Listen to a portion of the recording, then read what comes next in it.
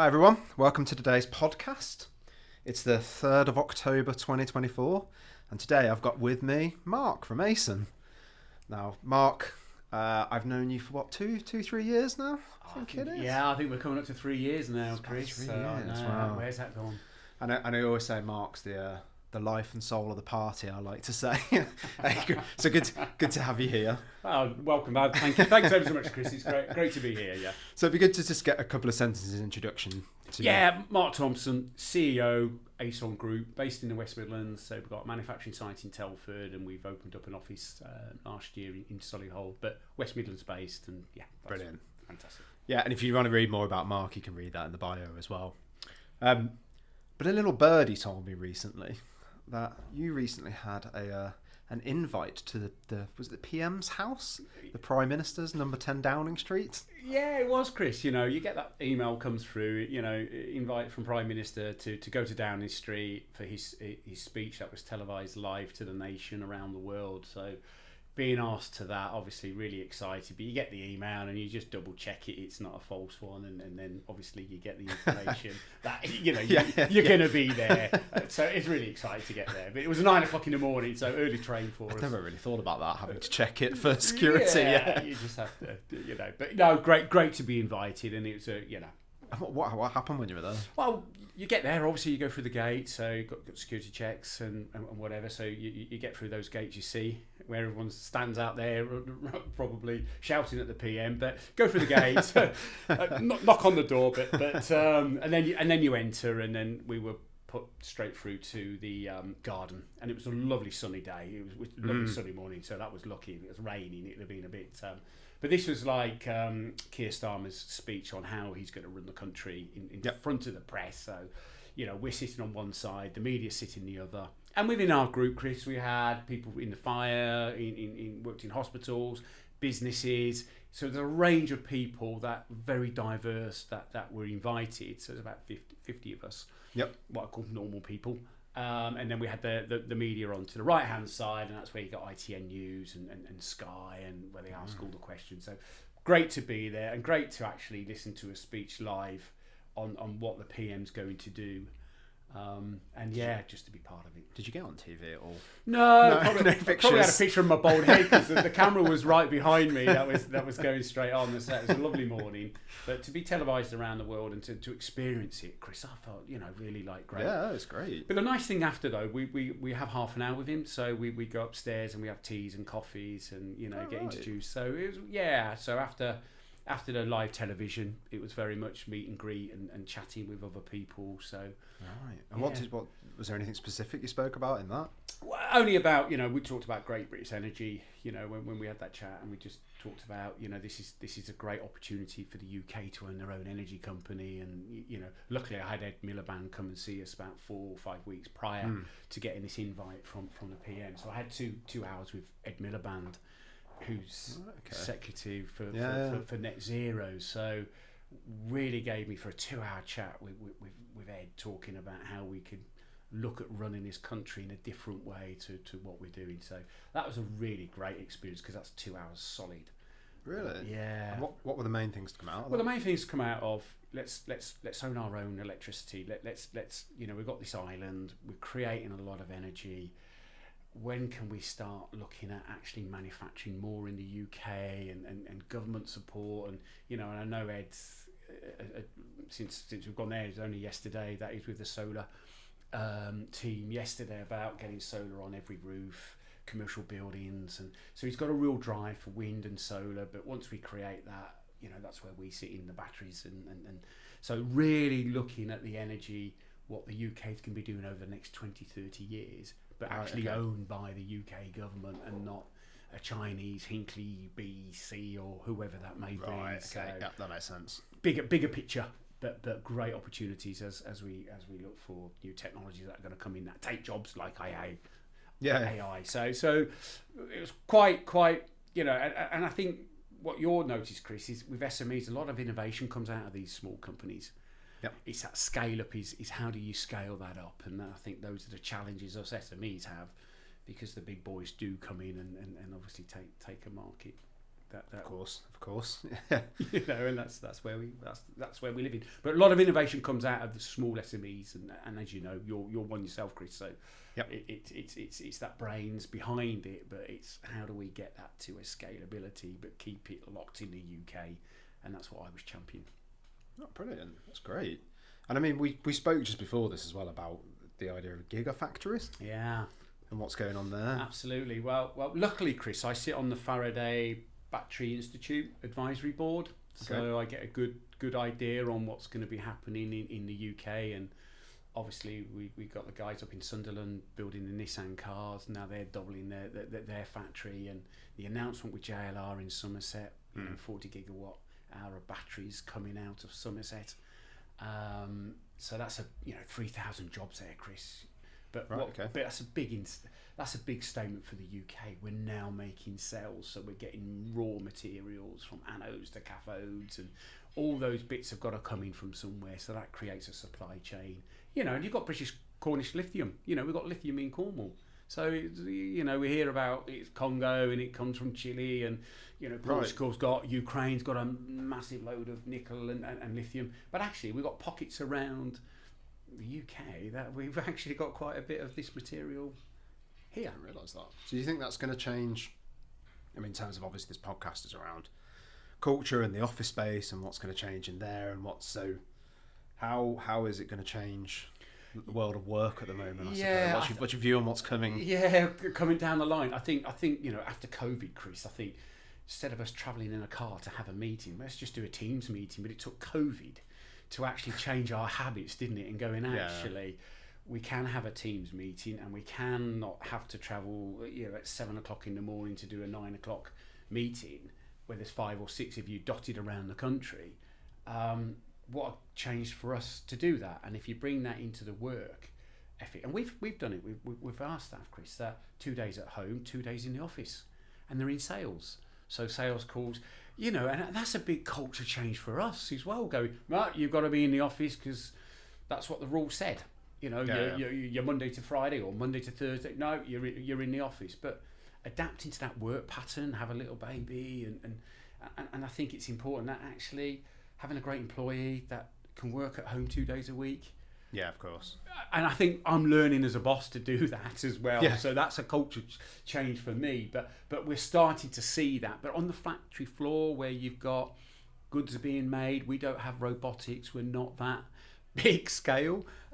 You've still got stores. You've got to lift off forklifts and whatever. You've got quality managers inspecting. So we still need people, Chris. And that's important.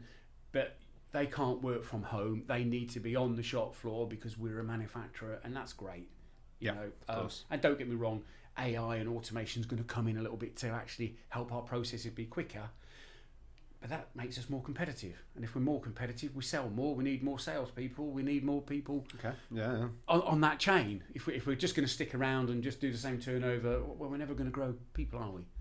I picked up on the robotics bit there. So I find that fascinating. There's the Amazon warehouses, right, where they've got lots of robots running around and barely any people. Like, is that the future of those warehouses? Do you think that's where it's going to be? It is, Chris. But remember that a lot of SMEs aren't the big warehouses where it's very much driven, AI driven. It's very 1 minute you get a phone call and you're dropping everything down and you're making something different for a customer needs it by tomorrow kind of attitude. Yep. The Amazon is very much pick and pack. It's parcel deliveries, very automated. And remember, those robots are running around with batteries, Chris. So every time you see these warehouses, somebody's going to make the battery pack, somebody's going to make a robotic for it to go into the warehouse. So the AI is driving all the go to this location, pick the bins. But actually, what's driving it is somebody has to make the product. Yeah. Okay. Yeah, that makes sense. So that's So again, that market is is growing because it's battery operated. Yeah. What do you think about the drones that are appearing? Because I think is it Coventry? I mean, when I first heard it years ago, imagine having a pizza delivery. You're at the top of a high rise or a big apartment block, and I'm thinking, well, who's going to control the skies and and all this stuff? And of course, you're not having my pizza. Just say your competition. Knock that one out, and I don't know, Chris. But you can see it.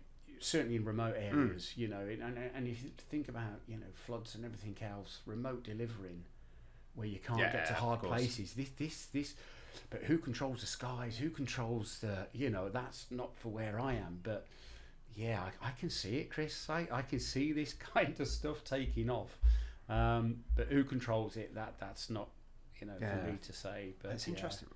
If I'm right, the drones don't land; they hover above a QR code, drop off a parcel. Yeah, exactly. Yeah, but like the Amazon delivery driver throwing it over your fence. Absolutely, yeah. But I think, you know, that's coming down the way. And if you look where we've come in the last 5 years with all this, you know, and I even think about Alexa, turn my telly on. Alexa, put my, you know, that's all AI. It's all taking data in, and that's starting to give a picture of who you are as a person, what you're watching, what you're talking about. Big Brother stuff, I know. Yeah, of course. But if you look at, you know, travel, you know, if we go on TripAdvisor, all that data driven behind it is actually getting a clear picture of, Mark likes curry houses, or Mark likes to go to Bulgaria a lot, and so it starts to give a picture behind the scenes, which is data driven for a lot of companies that actually want data. Yep, of course. And that's where AI is coming in from a holiday experience. You know, someone will pop up and go, where did that pop up from? Because they've obviously got that data driven somewhere.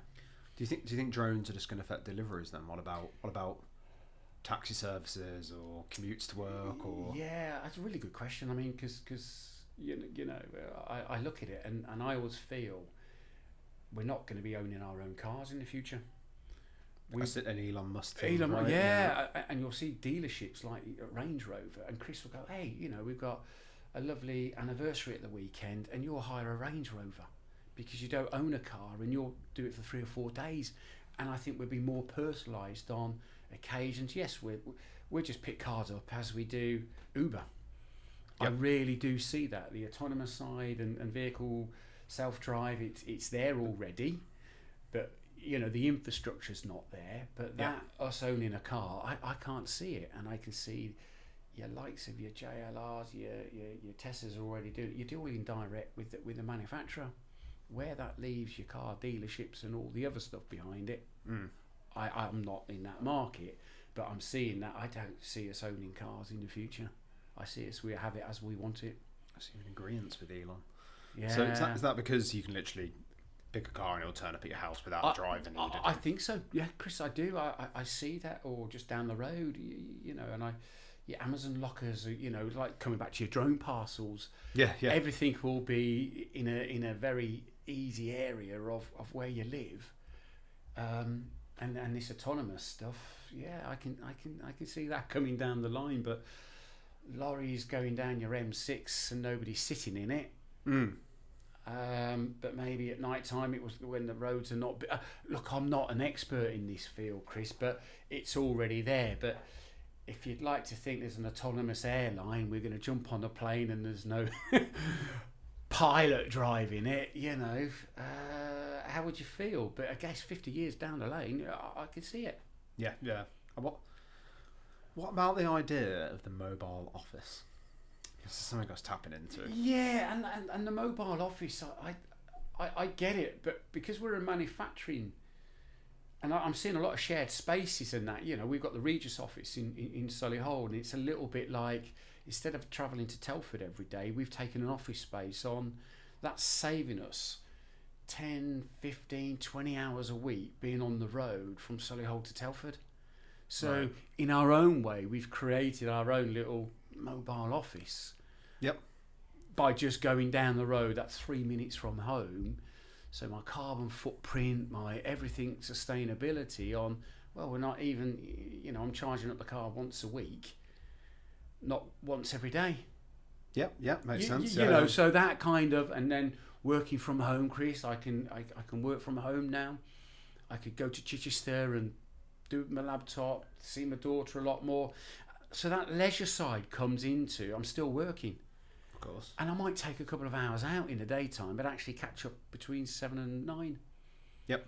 Yeah, makes sense. You know, but as a running, you know, in the sales side of you know, it is a typical 9 till 5 for my normal staff, because that's our trade in terms. But I think, you know, things will change in that area. Maybe we'll have people working to 8 in the evening, but and there'll be different shifts as time goes on. I don't know, Chris. I always prefer to get the train wherever I can because I like the fact I can get out my laptop and do some work when I'm moving. How far do you reckon we are away from being able to do that in the car? Wow. Do you reckon it will come out? I do, Chris. I do, because I bought my Nissan Leaf 5 years ago, and it drives on its own in the lane. Yes, I have to have my hand on the window, on the steering wheel. But you're absolutely right. I reckon the car is more safe for driving on its own than probably behind it, because you put it down, you get distracted or whatever. Yep. You're looking out the window, or your music's coming on, or you might be having your banana or something, or you. So I can see it. Yeah, because people are obviously dead scared of, self-driving cars and whether they'll be good enough or accurate enough. I've always kind of thought, in some ways, I'd rather trust the car to do it than actually to trust a human to do it. Well, since I had it, it's got all the bleeping and everything out. I've never had an accident. I actually think it's a safer car. So when I'm putting it on its cameras and it's driving at the speed I've set it, got the 3 bars or 2 bars, so when you're pulling up to a car, it will slow down and stop, and it's not changing the lanes and that. And I know the Teslas can, and they're obviously doing that in the States, but the UK is quite cramped. We don't have a lot of space. True. Like Australia or Sweden. When you're on the road, there's a lot of the traffic of cars is not so. Yes, of course, it is in built-up areas, but the UK is very much M6 from probably, I don't know, I'd say Preston all the way down to Coventry. It's quite a busy M6. You get to Manchester, and then past Manchester you get to the Stoke area, and then you hit lovely Birmingham area. So traffic is quite a lot, but I still feel with the autonomous lorries and whatever, it's safer to have an autonomous lorry than it would, a driver driving 10 hours, 12 hours, and you don't want to take jobs away, but down the line I think that will come, but it may only happen at night when there's not a lot of traffic, but it still needs to be delivered at the end point, so they're still going to have that end last mile delivery, we call it. Last mile delivery. Yeah, so that's a bit like you get to the warehouse and you've got all these businesses, you've got all these cafes, the coffee beans need dropping off, and that last mile delivery, I see that being a person because it's dotted around. But into big warehousing, where it's Waitrose down in Somerset or Morrison's, I think, when I go down the M5, massive, logistics centres, Lidl's, you can see your big autonomous lorries coming into that. Right. Okay, it's really fascinating. It's interesting as well, isn't it? Because we talk, on one hand, we talk about working from home, everybody being remote, not having to go into the office, and on the other hand, we're talking about all these adaptations to travel and how it's going to create the ability for people to have more meetings. Yeah, it is, and I think travel, and I think leisure time, this 4-day a week is coming in, and when the 4-day a week really does kick in, it's going to leave a lot of people on a Monday and a Friday want to travel. Yep. Okay. Because you'll want to have weekends away. Week. You'll want to go on a flight, possibly. You'll want to get a train up to Edinburgh, because that leisure time is you want to do something with it. You may just want to go into your local city, your local restaurant. So the 4-day a week actually creates another market, because the leisure market is already big, as we know. Yep. But it creates that time with the kids. It creates that I'll go and see mum and dad and take them out. And I think that work-life balance will come into this, Chris. And I think this 4-day a week is going to be a challenge for, as I see in manufacturing, we've got to adapt, obviously. For a lot of other organisations, I'm seeing that 9-day every 2 weeks. So they're working every 2 weeks. They have the Friday off, so it's a 9-day window. So they work first week, Monday to Friday 5. Second week, Monday to Thursday, and then rotating. They're rotating that. Do you think that works in manufacturing?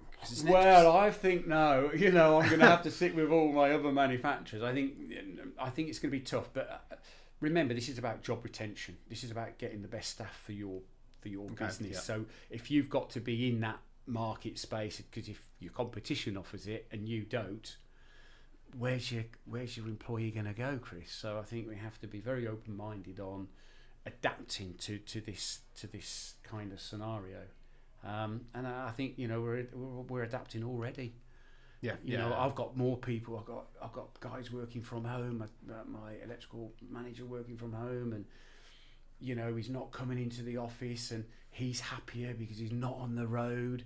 Yeah, he's probably working harder because you know, I'm not saying he has to work harder, Chris, but it's just naturally, you know, he's got 4 kids around him. It's great. That can happen. Yeah, absolutely. So, but if you'd asked me 5 years ago, absolutely no, you've got to be in the office. But as I say, COVID's changed all these Teams meetings, Zoom meetings. When do you think the 4-day working week will become the norm? I think it's starting now, Chris. I think, you know, we're coming out of, you know, we've had Brexit, we've had COVID, we've had the Ukraine war. You saw, you know, coming down to you know, meeting the PM and that. It's time for the UK to embrace the change now, because we've had a real tough 6-7 years in the UK, from Brexit for 4 years, and then COVID, then the Ukraine war with energy prices, the living crisis. But it's made us change a lot.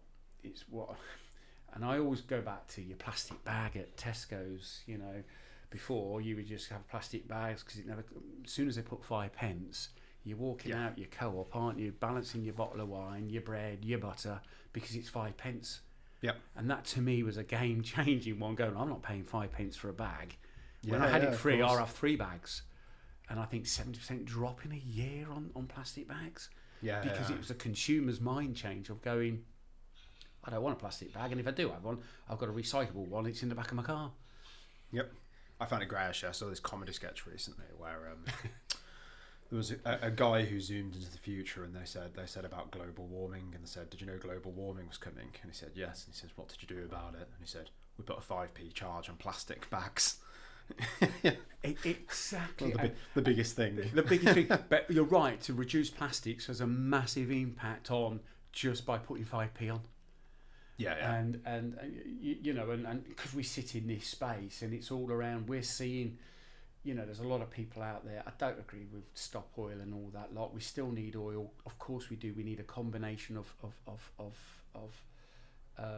fossil fuels at the moment. We still got gas, we've got nuclear, and obviously we've got battery, wind and solar. But you can't just turn the tap off and stop oil. You know, we can't just do that. You know, it's ludicrous. The government and to have all these strikes on you know, motorways and that, they know, the government know what we've got to do. Because one of the things I get with, well, if we cut ours down to net zero, China and India still are the biggest polluting countries in the world, so whatever we do doesn't really matter. And I said, no, that's not right. I said, well, China's actually going really fast. But just to come back into that, when I asked the question, going, what does it do to the UK? We drive to net zero. The world's going to net zero. But what it gets is innovating. It gets us innovating now and be on the map for us to export, whether it's our services, whether it's our ideas, whether it's products we make. Because the government has to create the demand locally. You create demand locally, we can go out and export. So we're looking at projects in Slovenia, Chris. We're looking at projects in Bulgaria, because we're on this net zero journey that we started 5 years ago. Now, if we were just taking the remit, well, who gives a damn about electrification?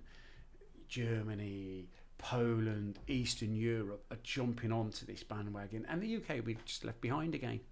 So the government driving a net zero, and look, I'm not supporting just the Labour Party, I'm supporting the government before that we were heading down this road. But it's great for us to say, right, let's really push this.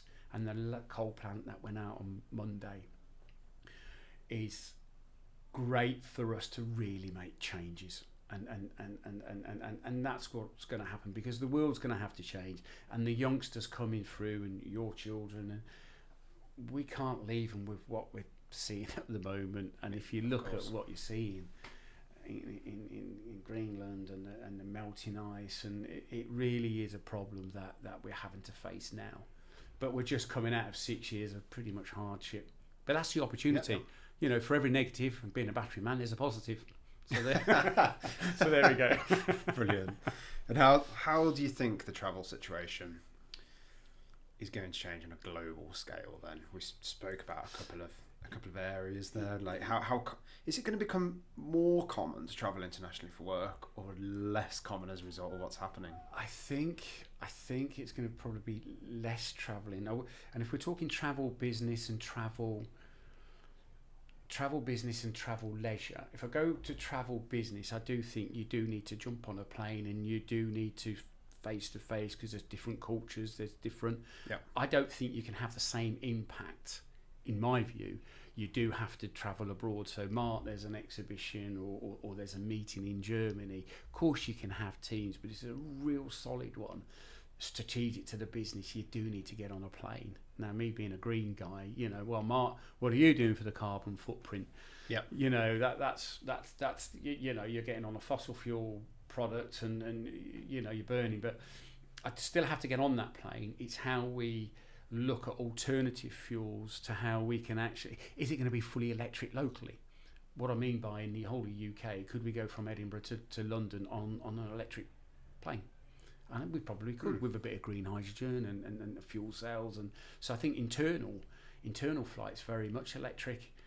Certainly getting on a plane 4-hour flight or 8-hour flight to Dubai electric, I think that's asking too much. But maybe European internal flights, there is that hybrid model. What about sort of 30 years from now, 30, 40 years? I think 30 years from now, God, I mean, I won't be, well, hopefully I'm around, but I think 30 years. Yeah, I think 30 years, Chris, I think, when new technology's coming in, you could be fully electric, hydrogen, fuel cell. There's a whole system, and the clever boys will be working on this behind the scenes. Because I think, 30 years time, where the planet is, we want to be really off fossil fuels, and having the alternative to that. So yeah, I think 30, very much so. Hydrogen still has a real good place to play in this, but expensive at the moment. Storing it, and the infrastructure has to be there. But when your plane's in the air, the infrastructure is when you land. But if we're running lorries and trains and cars, that's in the UK, that's a bit more difficult, because I work in the rail industry, and I work in the marine industry, and we're doing a cruise vessel ship where we're leaving the diesel engine on, but we're putting batteries and green hydrogen as a range extender, so we're retrofitting. Right. Okay. So we're not taking all the diesel out, because you can imagine in the middle of bloody winter, you're in the North Sea. If your bloody battery runs out, you're going to be in a problem, aren't you? Yeah, of course.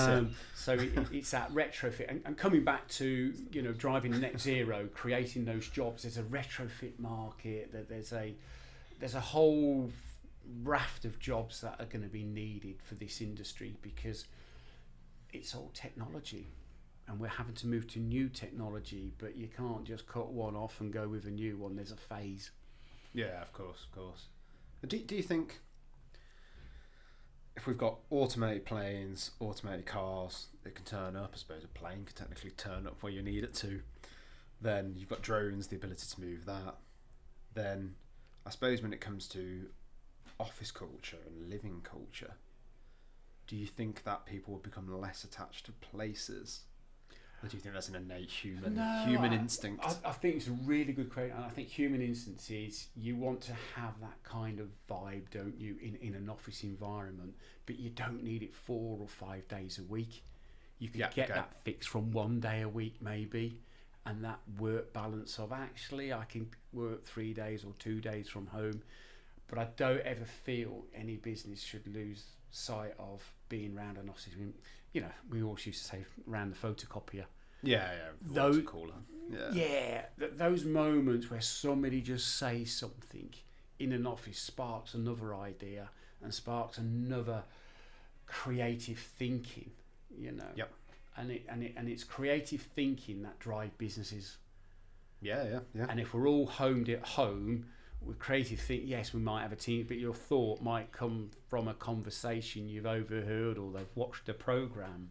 Yeah. And you don't get that all remotely if you're all remotely in. So I think there's that balance of, absolutely, you need to be in that office environment to bounce ideas off. And we're human natures. We want to be around people. Yeah. Of course. But we have learned that we can work on our own 2 or 3 days. I've done it quite a bit as well, working from home and going into the office in Solihull, and I've quite enjoyed that balance. But I've always got somebody at the office running that side, because you do need things happen, don't they, at workplace. Of course. Your forklift doesn't work or something might go wrong. So you're all AI is not going to take over problems as they happen. Yeah. AI will help and assist in lots of areas that will free up time for us to be more productive, which makes us more competitive. Okay, yeah. If you're more competitive, it means your sales are growing, you need more people to but AI will have an impact on this, because it will do a lot of that administration work that of course, that's going to take over. But from our side, I think.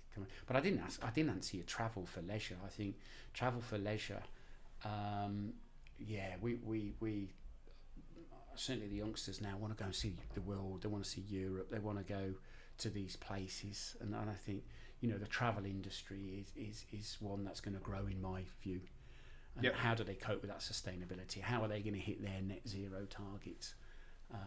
But I'm seeing electric ferries in Norway. I'm seeing electric, even container ships coming from China with electric cars on, being electric. Yeah. I mean, that's a big statement, So it's coming down the line, and so I don't, because I'm battered. I don't want. There are other alternatives and products coming round the corner, Chris. And there's new battery technology like sodium ion made of salt, which is it's in abundance. So where's all the lithium going to come from? You can't. But there are. The battery industry doesn't stand still just on lithium. It is working on other technologies to meet that demand. Innovation. Yeah, you have to meet that. And remember the reuse and recycling. And I always say to people, well, you've got an electric car, the sun can charge it up. Okay. I've got a petrol car out of my house. How do I charge that up? Through wind and solar? I can't. Yep. So I'm just putting a perspective on how we can drive innovation, AI very much behind this. And obviously the gigafactories that I've mentioned, as we stop digging fuel out of the Middle East and getting containers coming to Milford Haven or wherever we drop the oil, this is our chance for bringing manufacturing back. And with manufacturing, we need software, we need intelligence, we need AI, we need robots, but we also need people. And I think that's what excites me, Chris, is that we're creating a fantastic new market as we come off fossil fuel. It's a really nice place to put it. And of course, something I've been talking to people recently is about the fact that the Labour government fairly recently put out a statement about the benefits of working from home. They spoke about that, about increases in productivity. Meanwhile, Amazon, who we spoke about earlier, are sending people back to the office 5 days a week. Right. And something I've been speaking very much with people about is these sweeping statements around, of which we've been doing on this podcast. Is everyone going to travel and live in a different location? Is everyone going to behave in this exact way? Does everyone need to work from home? And we're not taking into account anything, the differences between what an office job is compared to a manufacturing role. Absolutely. What a hot country is compared to a cold country. Times when it's dark, when it's light, when it's. Do you think, or how do you think we cope with probably this draw towards personalisation of the workplace? Yeah, personalisation of the workplace. It's a real dynamic way of, because I look at it, and my role, Chris, is how do I keep everyone happy? And that comes back into your question on how do I look at certain aspects of it, and you have to be at work, but the other person doesn't have to be at work. Okay. And I'm trying to figure this out, to be honest, Chris, and I don't know the answer. The answers, of course. I really don't. All I know is that it's work-life balance now, and mental health and all that stuff that's coming to the forefront has to be part of the whole system that you're trying to put in place. Of course, yeah. But coming back to getting people into work in sales, I do feel when you're in a sales environment, the old stock exchange a little bit, buy, sell, that creates a momentum. that creates camaraderie, that creates, but that's in a sales role. Yep. if you're doing another role like marketing and other stuff, do you really need to be into the office? So it's about creating that culture, and I say I don't know all the answers to these, Chris, because it's evolving for me. But what I would say in a sales environment, I think people bouncing off with each other, coming to work, because we've just advertised for a job only last week, and we're saying you have to be in the office 5 days a week because it's hands-on. We need bashing things together. That's the job role we've put in. That actually, it's not a work from home job. It is actually being in a factory where we're putting stuff together, and you've got to bounce off the other guys, and because one person can't. We make things, yep. and we make prototypes, and we're trialing things. We need to test something. We're not just going to have one robot because we make different products. We need people with the hands.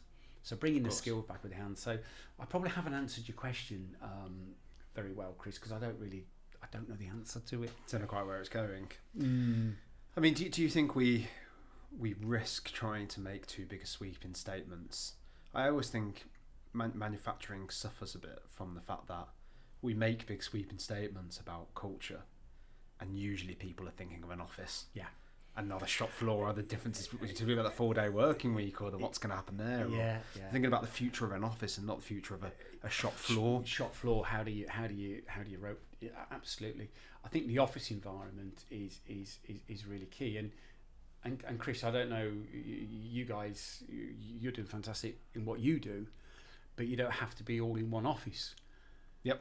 And you're proving that fact that actually you can be just as successful on, not being in that, but because we are linked to manufacturing, there are lots of aspects in our business that requires people to be at the factory, making things, creating things, and doing everything. Of course. And as you say, that's difference on manufacturing to, if you look at the service industry, if you go to a pub, we need people serving beers and waitresses, and that's one where you can't work from home, can you?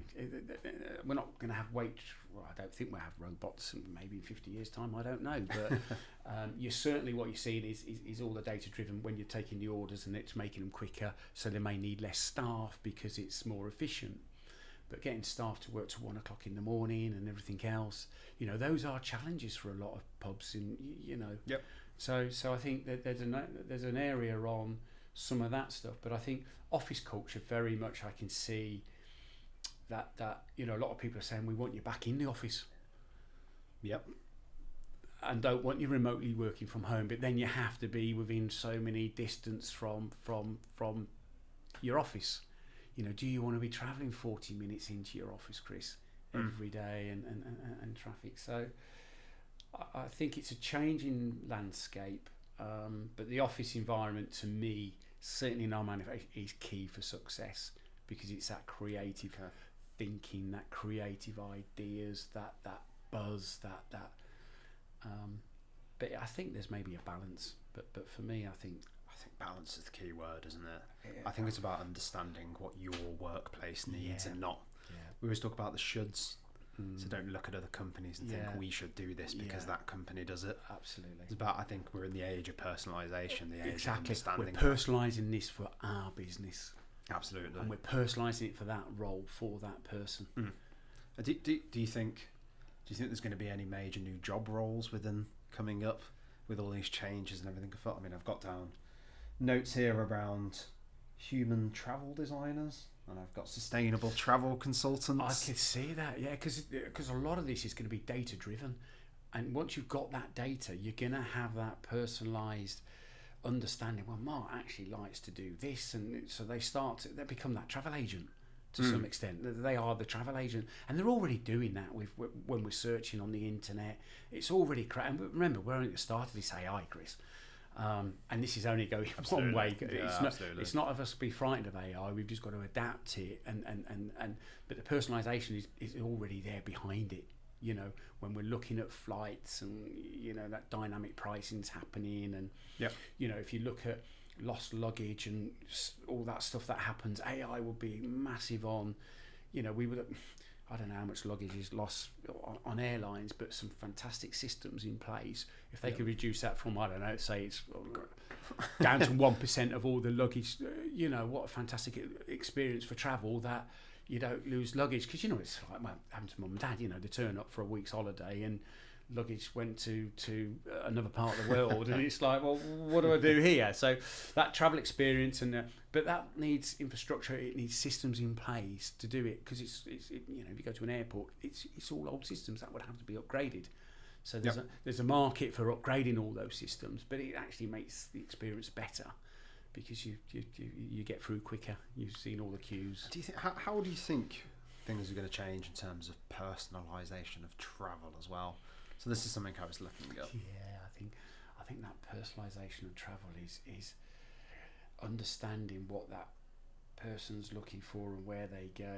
It is like having your own travel agent, and I see that very much part of. Instead of me searching all the stuff, it'll just pop up going, I found you where you're going to go next, or your next restaurant. So I see the personalisation in travel really, really key. Because I quite like it. I quite like that information, because the world's a big place, and if somebody can help me with some of the decision making, I might want to go on a cruise, Chris. I've never been on a cruise, and something just might pop up and go, fantastic cruise, and it has this and this and this, and it's personalised a little bit of what I might want to do, see some European cities, and it just pops up. There's a cruise. Absolutely. Know when my wife's birthday is, or what, you know what I mean, and it just might be that personalisation. It's done it for me. No, fascinating. So I think a key theme for me that's come out today is around this idea of, we've discussed a lot about balance. I think as a key bit that's come out. So there's this kind of trade-off at the moment between we're able to travel more because everything's improving, the battery technology is improving, the possibilities of hydrogen coming into play, improving everything. We've got personalisation there, that's flagging up. We've got changes, maybe looking at employee listening, personalising workplaces. So I think we could probably agree that it's all about finding the balance between the two, and finding your own, what's about your workplace and not what about external workplaces. Absolutely. So in line with that, I suppose, kind of as a closing out statement, if you were to think about how organisations can prepare for what's coming in terms of changes in travel, in terms of changes in that working structure and everything around the commute and drones and everything around that, what's the top tips you'd give people for what to look at in the next 5 to 10 years? I think because we're so involved. Not an easy question. No, we're involved in electrification. But what I would say, Chris, is every company now has got net zero targets. So we've just joined up to a climate change hub, and everything now is being analysed on, what cars you're using to go to work for all your employees. What's your carbon footprint? So we're being driven by the net zero target on going, well, actually, we've got one electric van, shouldn't we have 10? And so we're being very, very driven down on going, what's the distance between there, and what's your carbon footprint? And all this data driven will come into part of tenders, will come part of your supply chain. We know dairy farmers for eggs for a big retailer looking at the carbon footprint. If they don't knock it down by 50%, so say the tractors are all diesel, they may need to look at, certainly put solar PV and energy storage, so when the cows come in at 8 o'clock in the morning to be milked in at 5, they're not using the grid. So this is being driven down from a net zero target on how you travel, who you're using to travel with, and what transportation are you making to make that travel, and what carbon footprint are you putting onto the country within your organisation on, okay, if it's X, we want it to reduce by 50%. How are you going to get that? And that drives, well, do we really need to come into work? Do we go electric? Do we have, I can see in time, not owning a car, as I said to you before, we just pick up cars as and when you want them to get into work. But it'd be probably electric, hydrogen, because that's the market we're moving down to. So probably haven't answered your question again, but I think this is being not forced, but it's being driven down to, we have net zero targets to aim at, and it's going to have an impact on how do we travel, how many flights a year do you do. Sure. And again, that might be business, might be leisure, but all this is data driven, and it's going to be inputted because it's already happening now. Yes, yeah. And commercial companies will make their decisions on what company has that net zero target gain to what one doesn't. So that's being driven from SMEs going, well, they're going to have to look at their carbon footprint and do something about it to be part of that supply chain, which then makes the thinking totally different on where do my employees come from? Are they local? Are they travelling? Absolutely. And I suppose it stresses the point even further that you need to be looking at what travel you're putting into place, how that's affecting your net zero targets. You need to be looking at HR data, changes in legal processes, and then you need to be looking at what your people need, what they need to be able to do the best work they do. You know, a manufacturing company we discussed is different from an office-based environment, a completely office-based environment. So it's about understanding your workplace and understanding the needs and everything around it, and how the net zero actually plays into that. I suppose that's a really critical point. Massive. And as I say, we're going through our ISO 14001, and that's driving us down anyway, because we've already got solar, LED lighting and all the other stuff, but there's lots of other bits and pieces that have an impact in your business, and I know the guys are working on it, but we signed up to the government sustainability hub where it tracks everything you're doing. And that gives you data, because, as I say, your supply chain will want that data. Yeah, I mean, it's always played in. I always speak to people about listening to what your employees need, and that's never going to be the same as another organisation's moving away from the shoulds. And what's flagged up today has been, you also need to include travel and net zero within those targets, and thinking about that, because that's what the future of work is going to be. It is Amazing. And it's a changing landscape, and as I say, coming back to the Great Britain Energy Company, getting the wind turbines, getting the solar on, it's creating that power. Wind is usually at night time, certainly around the Scottish Islands. It's no good if we're all asleep. We need to store that power. So this is what I'm trying to get to, Chris. It's an exciting time from a industry point of view, and hence I think there's a big push. But you can see if we don't do something, coming back to the plastic bags, it's caused the Ukraine war with energy prices to actually go. We're relying on the Middle East and Russia that control the world on a big global scale. Of course. And that is a huge issue for Ukraine. Don't have any power at the moment at night time, 10 or 12 hour blackouts, because we've been so reliant on fossil fuels, but fossil fuels coming from countries where and that it's politically unstable. Yep. And it's changing us to go, well, we've got to fast forward and track this. Yeah. Some massive changes coming. Tears, I could talk all day long on it, Chris, but as I say, and AI has a massive part in this, but as I say, I think from a travel point of view, from a personal point of view, the 4-day a week and that rotation that you're seeing, people want great leisure time now. I think the time is, they want time with the kids when they have time off, but we've got to adapt as businesses, and it's not easy. And I know the maternity thing came up at a conference. The maternity pay. Having time with the children is really important time in people's life, and and not forcing them back to work because of don't have enough money. So lots of challenges. But I'd like to say, Chris, and we're on Innovate peer-to-peer group, and it's just exciting that we're all in different industries. Yep.